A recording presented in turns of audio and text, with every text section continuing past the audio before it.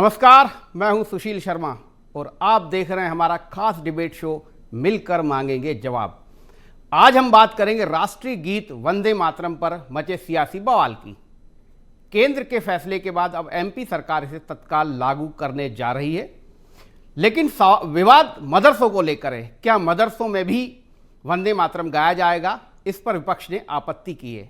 आखिरकार राष्ट्रीय गीत पर ऐतराज और सियासत क्यों हो रही है? ऐसे कई सवाल हैं जिस पर मिलकर मांगेंगे जवाब। लेकिन सबसे पहले देखिए हमारी खास रिपोर्ट।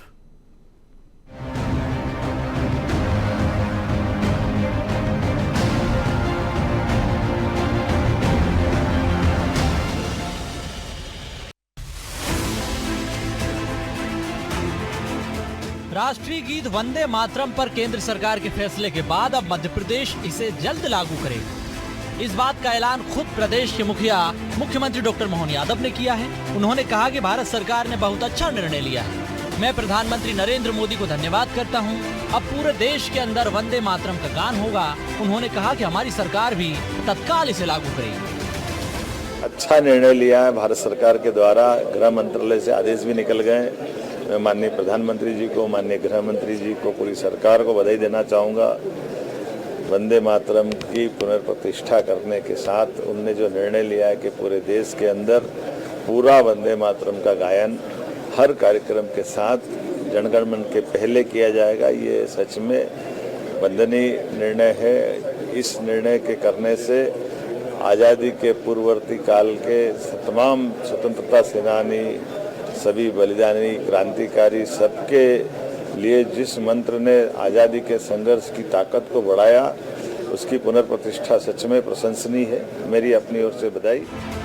मुख्यमंत्री डॉक्टर मोहन यादव के ऐलान के साथ अब एमपी में सियासत मदरसों में वंदे मातरम के गायन को लेकर होने लगी है। मदरसों को लेकर स्कूल शिक्षा मंत्री राव उदय प्रताप ने कहा कि हर संस्था, हर स्कूल में इसका क्रियान्वयन किया जाएगा। भारत एक प्रजातंत्र देश है जिसमें कानून सभी के लिए होता है। उन्होंने आगे कहा कि जो राष्ट्र का नागरिक है वो राष्ट्र के कानून मानेगा। विपक्ष की आपत्ति पर शिक्षा मंत्री ने कहा कि आजादी का ठेका केवल कांग्रेस का नहीं था। आजादी की लड़ाई लड़ने वाले किसी राजनीतिक दल के लोग नहीं थे।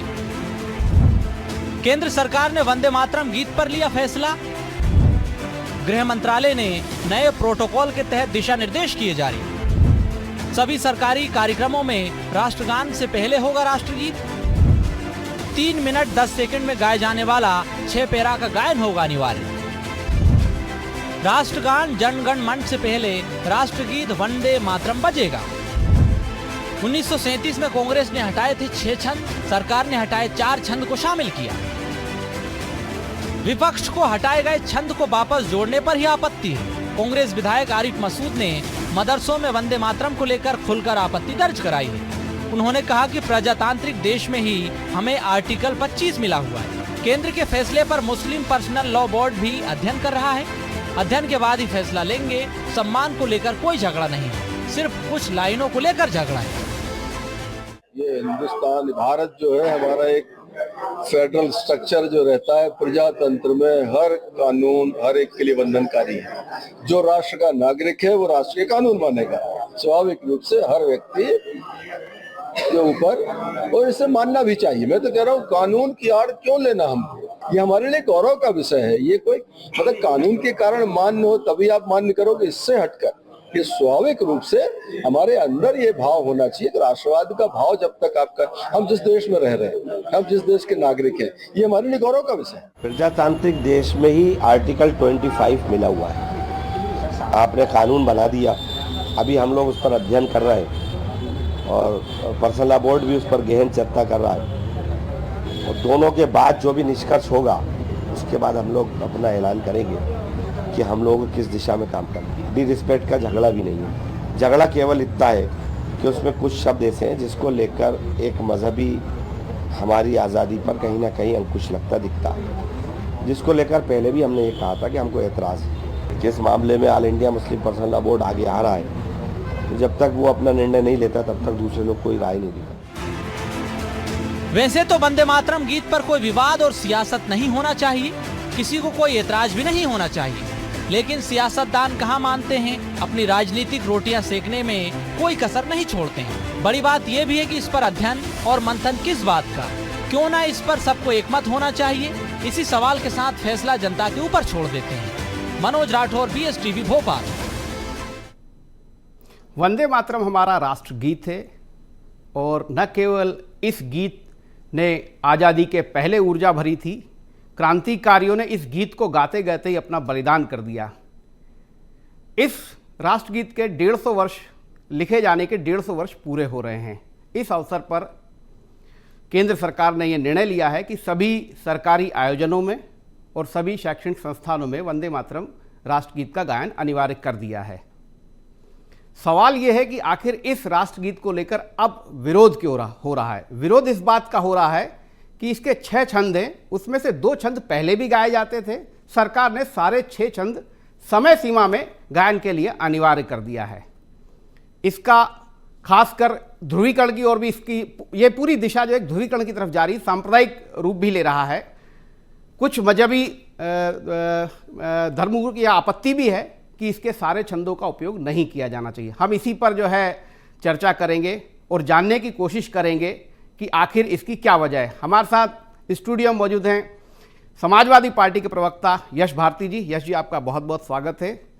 हमारे साथ ऑनलाइन जुड़े हुए बीजेपी की प्रवक्ता प्रियंका दुबे जी, और हमारे साथ ऑनलाइन जुड़े हुए जय नागड़ा जी, वरिष्ठ पत्रकार हैं, राजनीतिक विश्लेषक हैं और बहुत सूक्ष्मता से जो है अध्ययन करके जो है स्पष्ट अपनी बात रखते हैं। तो मैं सबसे पहले जय जी के पास ही जाऊँगा। जय जी, राष्ट्रगीत जब से बना है तब से लेके अभी तक कुछ ना कुछ विवाद आते ही रहे हैं, पर चाहे राष्ट्रगीत हो, राष्ट्रगान हो, संविधान जो इजाज़त देता है उसके अनुरूप कार्य करने में किसी को कोई आपत्ति नहीं होना चाहिए। लेकिन जब भी इसके शेष 4 छंदों को गाने की बात आती है तो विरोध शुरू हो जाता है। देखिए, इसमें कोई दो राय नहीं कि वंदे मातरम जो है वो प्राण तत्व था हमारे आजादी के आंदोलन का। शहीद भगत सिंह से लेकर के सारे उस आंदोलन में और सारे लोगों ने इसको मिलकर गाया है। तो ये हमारा देश का एक गौरव गान है। इसे देश के प्रति एक आपका भाव जागृत होता है। तो इसमें और आज 150 वर्ष पूरे होने के बाद में तो जो बंकिम जी ने लिखा उसको थोड़ा कई बार फिल्मों में भी उसका उपयोग हुआ है, अलग अलग तरीके से वो गीत गाए गए हैं, थोड़े बहुत शब्द इधर उधर बदले हैं, लेकिन मूल भाव। और फिर देखिए, एक यदि हम देखें तो एक रिवाइवल की यदि बात करें तो AR रहमान ने ही वंदे मातरम को एक बार फिर से युवाओं को के साथ जोड़ दिया था और फिर से वंदे मातरम लोगों की जुबान पे आया था। तो इसमें कहीं धार्मिक और कहीं इस तरह की बात नहीं है। तो मुझे लगता है कि यदि बहुत हम साफ मन के साथ में यदि इसको राष्ट्रीय भावना के साथ करते हैं तो किसी को भी कोई आपत्ति नहीं होगी। लेकिन यदि इंटेंशन इसके पीछे पॉलिटिकल है तो फिर ये सारे विवाद होंगे। तो मुझे लगता है कि इसमें बहुत साफ मन के साथ में सारी चीजें होनी चाहिए, नेक नियति के साथ होनी चाहिए। तो कहीं कोई इसमें विवाद की बात नहीं है। ये पूरे देश की एक शान है, देश का मूल भाव जो है राष्ट्रभक्ति का इसमें निहित है। जी, तो देखिए, राष्ट्र के मूल में इस राष्ट्रगीत का बहुत महत्व है। मेरे साथ स्टूडियो में यश जी है। यश जी, यदि इसके शेष 4 छंद केंद्र सरकार ने जोड़ दिए और वजह है 150 साल पूरे हो रहे हैं, इस उपलक्ष्य में अगर सरकार ने कदम उठाया है तो इस पे विपक्ष की ओर से आपत्ति क्यों आ रही है? आपके भी सांसद जो यूपी के हैं वो इस पर आपत्ति जता रहे हैं। यदि 4 छंद और पढ़ दिए जाएंगे तो इसमें ऐसा कौन सा विपत्ति आ जाएगी या कौन सा धार्मिक भावनाओं का जो है उल्लंघन हो जाएगा? देखिए आदरणीय सुशील जी, अभी 150 वर्ष हो रहे हैं, अगले साल 151 हो जाएंगे जी। तो 151 को जो सनातनी परंपराओं में शुभ माना जाता है तो कुछ और कर देंगे। फिर क्या हम ये तर्क देंगे अब कि 151 वर्ष हो गए इसीलिए ये चीज़ें की हैं? तो ये तर्क तो कम से कम ठीक नहीं है कि 150 वर्ष हो गए इसीलिए हम इसमें ये सुधार कर रहे हैं, ये सब चीज़ें कर रहे हैं। और ये वो लोग बातें कर रहे हैं जिन्होंने वंदे मातरम और देश की आज़ादी से दूरियां बनाई थी, चिट्ठियां लिख लिख करके लोगों से कहा था कि इन आंदोलनों से दूर रहो। तो वो ये बातें कर रहे हैं, देशभक्ति की बातें कर रहे हैं। ठीक है, आज उनके अंदर देशभक्ति आ रही है तो हम स्वीकार कर रहे हैं। हम भारतीय होने के नाते उनका भी वही सम्मान करते हैं जो और लोगों का करते हैं। लेकिन आपकी कथनी और करनी में अंतर दिख रहा है। आप पूरी तरीके से भक्ति बनाम अनिवार्यता कर रहे हो। ये भक्ति वाला मामला है, सम्मान वाला मामला है, इसमें अनिवार्यता का कोई स्थान नहीं होना चाहिए। आपने समय सीमा में बांध दिया, 3 मिनट 10 सेकंड में आप गायन कीजिए उसका। बहुत सारी चीजें आपने कर दी। हम माननीय अखिलेश यादव जी ने भी इस बात के लिए कहा कि संविधान निर्माताओं ने इसे स्वैच्छिक रखा था। अगर इसे अनिवार्य करना होता तो बाबा साहब अंबेडकर उस समय के महापुरुष इसे तभी अनिवार्य कर देते। तो ये कहीं ना कहीं उनका अपमान नहीं है, जो सामूहिक निर्णय उस समय हमारे महापुरुषों ने लिया, उसमें भारतीय जनता पार्टी के भी कई महापुरुष रहे होंगे जिन्होंने इस अनिवार्यता को लेकर के और सारे निर्णयों को लेकर के बातचीत की जी। लेकिन नहीं, भारतीय जनता पार्टी को क्योंकि मूल विषयों से भागना है, मूल विषय है कि बेहतर पानी कैसे मिले, बेहतर हवा कैसे मिले, बेहतर दवाई कैसे हो, बेहतर शिक्षा कैसे, उनसे भागना है। ये वंदे मातरम कह रहे हैं स्कूल में कराएंगे, स्कूल आप बंद कर रहे हैं। मैं मध्य प्रदेश की राजधानी भोपाल की बात करूं, जहां भारतीय जनता पार्टी का कार्यालय है, आप 5 किलोमीटर घूम लीजिए रेडियस बना करके, आपको 5 सरकारी स्कूल मिल जाएंगे जो बंद हो गए हैं। सीएम हाउस चले जाइए जहां मुख्यमंत्री स्वयं बैठते हैं, कई बड़े बड़े मंत्री और आईएएस बैठते हैं, वहां के 5 किलोमीटर का रेडियस घुमा लीजिए, 5 स्कूल आपको वहां मिल जाएंगे जो बंद हो गए होंगे। तो कहां गायन होगा, कहां की देशभक्ति, कौन पढ़ेगा? क्या अनपढ़ व्यक्ति को आप अनिवार्यता कराएंगे? कौन याद कर पाएगा? खुद भारतीय जनता पार्टी के नेता जो वल्लभ भवन में 1 तारीख को सरदार पटेल जी की मूर्ति के समकक्ष आयोजन करते हैं, वहां वंदे मातरम भारतीय जनता पार्टी के नेता नहीं गा पाते। तो आप पहले खुद तो वाचन कीजिए, आप खुद तो अध्ययन कीजिए। अनिवार्यता वो कहते हैं ना, खुद से शुरुआत कीजिए, खुद पे अमल कीजिए। तो भारतीय जनता पार्टी खुद पे अपने यहां कितना अनिवार्य करती है, केवल दूसरों पे थोपने के लिए? मैं जवाब ले लेता हूं। प्रियंका जी, बहुत सारे सवाल यश भारती ने उठाए हैं। स्कूल बंद हो रहे हैं, पहले ऐच्छिक था, अब आपने अनिवार्य कर दिया, इसकी आवश्यकता क्या थी? पहले से ही 2 छंद पढ़े जा रहे थे, आपने उसमें 4 छंद और जोड़ दिए जो किसी देवी दुर्गा देवी की स्तुति से जुड़े होते हैं, जिस पर किसी एक वर्ग को आपत्ति है। अगर देवी दुर्गा की स्तुति होती है तो मुझे बताएंगे भारती जी, यश भारती जी जो नाम में भारतीय लगा रहे हैं, भारत माता की जय भी बोलते होंगे, आपत्ति क्या है? अगर मान लीजिए माँ दुर्गा का स्वरूप उसमें है और स्तुति अगर होती और 2 छंद पहले से पढ़े जा रहे तो 4 और जोड़ दिए। यश जी मैं आपके पास आऊंगा, प्रियंका जी को बात कर दीजिए अपनी जी।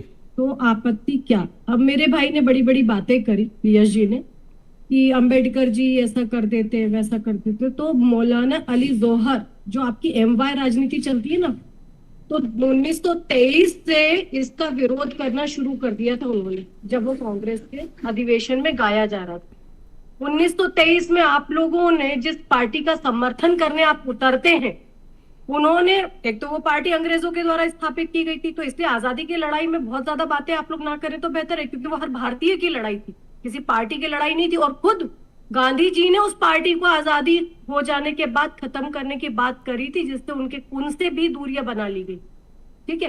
परंतु आप लोग को तो हर चीज पे ध्रुवीकरण करना है, तुष्टीकरण करना है, तो आप लोग चलते। खुद आपके एसटी हसन जी वो विरोध कर देते हैं वंदे मातरम का। महाराष्ट्र में जब स्कूलों में अनिवार्य किया जाता है तो समाजवादी पार्टी वहां पे भी विरोध में उतर जाती है। और वही समाजवादी पार्टी है जो जब विधानसभा चुनाव होते हैं तो खुद कांग्रेस के विरोध में खड़ी हो जाती है, और जब लोकसभा चुनाव होते हैं तो आप गलबहियां करने लग जाते। तो आपका इंस्टेंट तो कहीं भी क्लियर नहीं है, चाहे वंदे मातरम ले लीजिए, चाहे विधानसभा ले लीजिए, लोकसभा ले लीजिए। आप लोग अपने स्वार्थ और सत्ता के सुख को भोगने के लिए, सत्ता की मलाई चाटने के लिए आप कभी भी एक दूसरे के विरोधी हो सकते, कभी एक दूसरे के वोट कटुआ हो जाते और कभी एक दूसरे के साथ गलबहियां करने लगते हैं।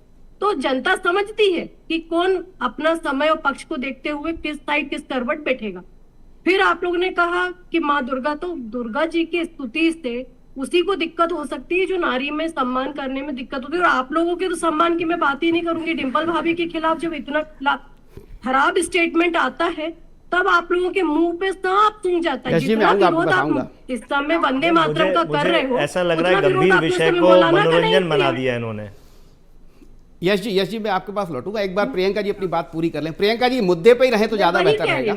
तो मुद्दे पे ही हूँ मैं वही कह रही हूँ ना। माँ दुर्गा की स्तुति को लेकर के हम भारत माँ को माँ के रूप में देखते हैं, और अशफाक उल्लाह खां जो राम प्रसाद बिस्मिल की जोड़ी और अशफाक उल्लाह खां की जोड़ी जो है वो जगत प्रसिद्ध है, क्रांतिकारियों में प्रसिद्ध है, शहीद शहादत की सबसे बड़ी मिसाल है।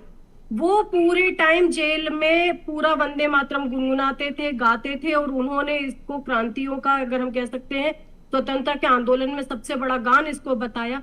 वो भी मुस्लिम ही थे, पर क्या उनकी कुरान अलग थी, उनकी धर्म की शिक्षा अलग थी? क्या वो अलग चीज को मानते थे? जो आज की अगर हम बात करें, इनके नेताओं के एसटी हसन जैसे नेताओं को दिक्कत होती है, तो मुझे समझ में नहीं आता क्या इनकी जो किताब है वो अलग अलग है, क्या इनकी व्याख्या अलग अलग है? और अगर व्याख्या अलग अलग है तो हमें पता तो चले कि कौन कौन सी किताब है। जवाब प्रियंका जी आपकी बात का जवाब देंगे यश जी। मैं जय नागड़ा जी से समझ लेता हूँ। जय नागड़ा जी, बहुत सिंपल सी बात है। देखिए, वंदे मातरम के 2 छंद पहले भी जो है गाए जाते थे, अभी भी गाए जाएंगे। सिर्फ ये फर्क हुआ है कि 150 वर्ष पूरे हो रहे हैं तो उसको अनिवार्य कर दिया गया, और बाकी जो 4 छंद जो नहीं गाए जाते थे, जिसमें देवी स्तुति शामिल थी, उसको भी शामिल कर लिया गया। सवाल ये है कि कांग्रेस के विधायक या विपक्ष, आप पूरे विपक्ष की बात कर लीजिए, वो इस बात का विरोध कर रहे हैं। लेकिन अगर आप देखें, जितने भी सरकारी आयोजन होते हैं वहाँ दीप प्रज्वलन होता है, वहाँ सरस्वती वंदना भी होती है, और बच्चे उसको गाते हैं, और जो नहीं गा पाते वो सम्मान के साथ खड़े तो रहते हैं।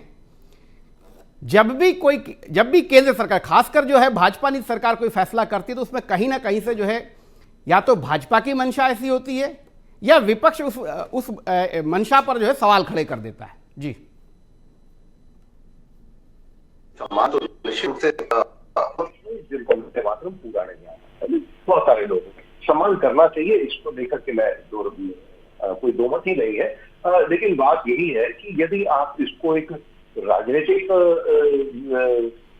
इश्यू बनाना चाहते हैं तो फिर ये विवाद होगा, और यदि हम उसको राजनीति से ऊपर उठ करके देश प्रेम के साथ जोड़ते हैं, देश के भाव के साथ जोड़ते हैं, तो फिर कहीं कोई बात। पर उदारता यदि हम सभी से उम्मीद की जानी चाहिए, ये उदारता से ही हम देश आगे बढ़ेगा, तो सबको जोड़ के चलने से ही काम बढ़ेगा। मुझे लगता है कि उदारता की उम्मीद पर ही की जानी चाहिए। अब इसको एक एजेंडे के साथ, एक इंटेंशन के साथ ना हो तो ये कहीं दिक्कत नहीं है। लेकिन जब ये राजनीतिक दल इसमें इन्वॉल्व होते हैं तो निश्चित रूप से उन दोनों की अपने ध्रुवीकरण की वो मंशा होती है। मुझे लगता है कि यही सबसे ज्यादा दिक्कत की बात है कि ये राजनीति से अलग हट के विषय है, तो कहीं किसी को दिक्कत भी नहीं है, और ये होना चाहिए। किसी भी देश के प्रति यदि भाव है तो हर नागरिक को होना चाहिए, और चाहे किसी धर्म, किसी जाति, किसी मजहब का हो। जी यश जी, आपने, जय नागड़ा जी ने बहुत स्पष्ट तरीके से बोला कि उस भाव और सम्मान दोनों होना चाहिए, क्योंकि हम एक राष्ट्र, और सबसे बड़ी खूबसूरती हमारी यही है कि विविधता में एकता। तो यदि सरकार निर्णय ले रही है, सरकार को हमने चुना है, निर्णय लेने के अधिकार सरकार को हमने दिए हैं, यदि वो कोई निर्णय कर ले और कर रहे हो, निर्णय सामान्य तौर पर नहीं हो रहा है, इसे थोपा नहीं जा रहा है, इसके 150 वर्ष होने पर जो है ये विशेष वो किया गया है, तो इसमें आपत्ति क्यों आ रही है बार बार? देखिए, मैंने कहा था खुद से शुरुआत करें, उसका कोई जवाब भारतीय जनता पार्टी के नेत्री ने नहीं दिया। और नारी सम्मान की वो बात की, मैं सम्मान पूर्वक अपना समय भी उनको दे रहा हूं, और निवेदन करूंगा आप भी उस बात को आगे बढ़ाएं। 3 मिनट 10 सेकंड में वो वंदे मातरम चाहे देख के पढ़ के सुना दें। ये कोई टेस्ट नहीं है, ये तो उदाहरण है ना, दे दें। मैं ये नहीं कह रहा उन्हें याद है कि नहीं याद है, पढ़ के सुना दें। मेरा समय भी ले लें जो मैं भी आगे बोलूंगा, पढ़ के 3 मिनट 10 सेकंड में सुना दें। यश जी, आपकी या विपक्ष की आपत्ति उसकी समयावधि को लेकर है? नहीं, या मेरा उसके 4 छंदों को लेकर? मेरा ये कहना है जी, मेरा ये कहना है, जिस तरीके से भारतीय जनता पार्टी की सरकार वो याद कर रही होंगी, अच्छा याद करके सुना दे तो और अच्छा बात है, लेकिन अगर देख के पढ़ के सुना देंगे तो मैं तो उतना ही निवेदन कर रहा हूं। तो मेरा ये कहना है, समाजवादी पार्टी का ये कहना है कि वंदे मातरम जिस तरीके से राजनीति भारतीय जनता पार्टी करती है, चाहे महाराष्ट्र में करे, मध्य प्रदेश में करे, केंद्र में करे। मैं अगर मध्य प्रदेश के संदर्भ में बात करूं तो 6 छंद से क्या जो 27% ओबीसी आरक्षण पिछले 3 महीने से सुप्रीम कोर्ट में भारतीय जनता पार्टी के सरकारी वकीलों के ना जाने के कारण लटका है, 6 साल से जो चयनित विद्यार्थी हैं, जो 13% को होल्ड करके रखा है, उन्हें न्याय मिल जाएगा उन बच्चों को। जब मेरिट की बात होती है, योग्यता की बात होती है, तो उनकी योग्यता का हनन हो रहा है। 6 वर्ष से वो बच्चे लटके हुए हैं, अटके हुए हैं। और शिवराज सिंह चौहान जी कहकर गए थे कोई माइका लाल आरक्षण खत्म नहीं कर सकता, वो पदोन्नति में आरक्षण, शिवराज जी 2 बार मुख्यमंत्री बन गए, मोहन यादव जी मुख्यमंत्री बन गए, वो लटका हुआ है। ऐसे बहुत स्कूल बंद होने वाली बात मैंने कही। सुशील, लेकिन जो जितने खुले हुए हैं, जितने देखिए बंद होगा स्कूल, जितने स्कूल खुले हुए हैं, क्या उसमें राष्ट्रगीत गाया जाना चाहिए या नहीं? मेरा निवेदन ये है, स्कूल बंद हो रहे हैं उस पर उन्होंने कोई बात नहीं की। ये सारे विषय हैं, सारी चीज स्कूल कॉलेज से लेकर यूनिवर्सिटी बनी है तो यूनिवर्सिटी केवल मार्कशीट छापने का काम करें, जितने निजी विश्वविद्यालय बन रहे हैं। जांचें भी हो रही हैं, हैदराबाद से पुलिस आ रही है, पकड़ के ले जा रही है, लेकिन कोई कार्रवाई मध्य प्रदेश सरकार की तरफ से नहीं हो रही है। अब आप जो कह रहे हैं, आपने पूछा था आदरणीय जय नागड़ा जी से, स्कूलों में, कॉलेजों में, शैक्षणिक संस्थानों में वंदे मातरम, जनगण मन और भी देशभक्ति के गीत हम सब गाते रहे हैं, हम सब गाते रहे हैं, कोई बात नहीं है उसमें, कोई अनिवार्यता नहीं है।